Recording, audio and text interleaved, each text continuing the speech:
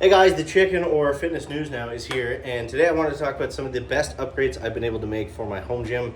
Little stuff, big stuff, things that have actually made a difference and I've been able to implement into my training, and just things that I've had for a while and that I'm sure about and that I know that I enjoy. So for those of you that are building a home gym or you have one already, maybe you'll get some use out of this. So I'll talk about like the channel updates and stuff towards the end. I know it's kind of confusing, but we'll talk about that in towards the end. For those of you guys that already know who I am, you probably already know what I'm about to say. But for anyone new watching, these are some home gym updates or upgrades that I think will benefit you. So the biggest thing about a home gym, something we talk about all the time, is variety, is variability, is being able to not just have to do the same 3 movements: squat, bench, deadlift, getting little things that add a lot of variety to your workout that allow you to do a bunch of different exercises.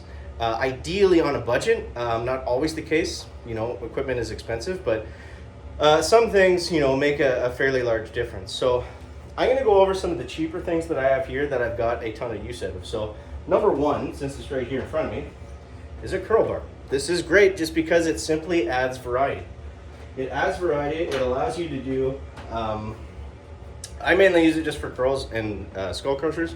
I'm sure there's other things you can do with it too, but it's just nice to be able to throw on, some plates and be able to hit curls that way, opposed to doing a straight bar or opposed to doing dumbbells. Just a way to switch it up. They're fairly cheap, so I would say that's a fairly simple upgrade that you guys can make to your home gym. Number two, this is one of the biggest things.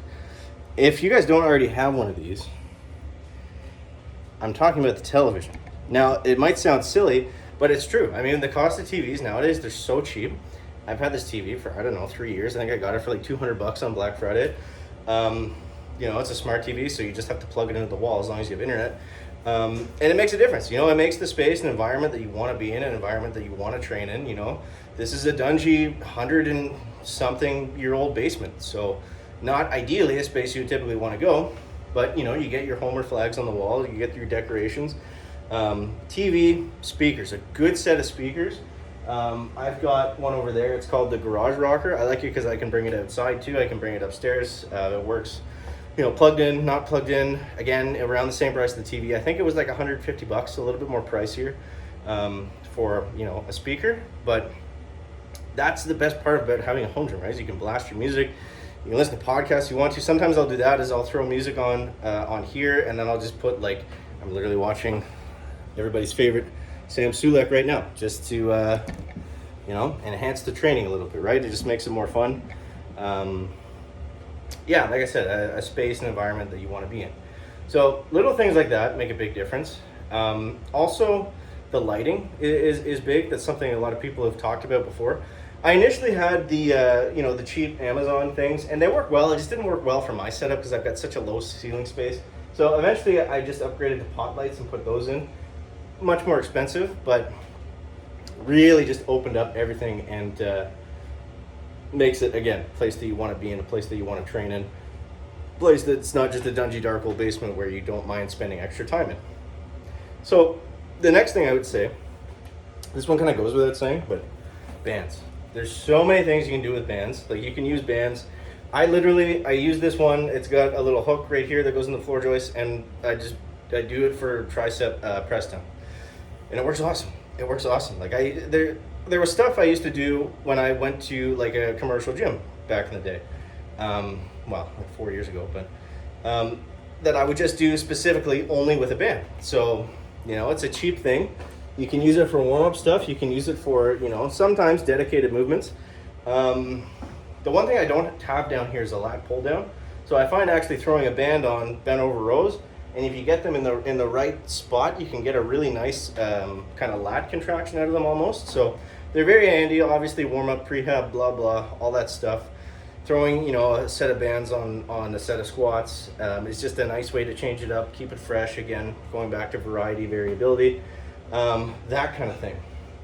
So, other than that, in terms of little stuff, so I've got a 12-inch box here from Bells of Steel. Again, I'm trying to stay in that like $100-ish range.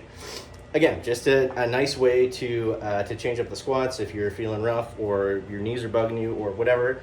and you want to just hammer out some box squats, you can do that. I've also got a belt squat. I can use it for that as well.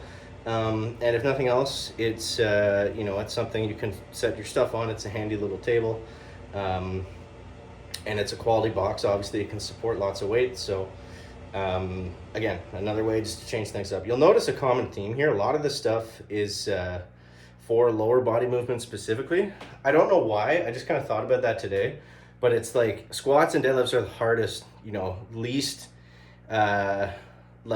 motivating or least looking forward to movements. So if you can find some things that make that style of training a little bit more fun, because that's the one downside of a home gym, right? Is it's very easy to skip the workout. I'll do it tomorrow, I'll do it tonight, I'll do it this afternoon, whatever it is. It's very easy to do that. So if you can do some little things that make the workout a little bit more fun, then especially if it's cheap, then that's great. I've got like a million tripods down here, so I mean that's another benefit of the home gym is you can start like a goofy little Instagram page like I have, and nobody has to see, so it's easier to record yourself, which is nice. Even though from the videos I've seen, people, it's pretty common to come into the gym these days with a whole tripod set up and in a bag and anything. And obviously there's nothing wrong with that. I'm doing it right now, but but yeah. So other than that, I think it's just making it a space that you want to be in. I think that's that's the biggest thing. It's just getting stuff that you want. Like I always wanted to have a belt squat, for example. So having just a dedicated belt squat is great, and being the only one that uses stuff down here, that's a nice bonus too. Not having to wait on equipment it's pretty huge. That was always very stressful, especially when you're on a time crunch, flying in the gym after work, and then you gotta wait 20 minutes for whatever you're doing. It's just very not very efficient with your time. The home gym, it's the biggest factor is it gets you time back, right? It saves me an hour, 2, 3 hours, 4 hours a week, whatever it was with driving, depending how often you're going there, obviously. So so new, a bit of channel update. So nothing's really changing. I'm just doing kind of different styles of videos. I'm still gonna do these ones. I'm still the chicken home gym. The whole thing is I kind of made it for fun at first, and we got a little bit of a following, but not really.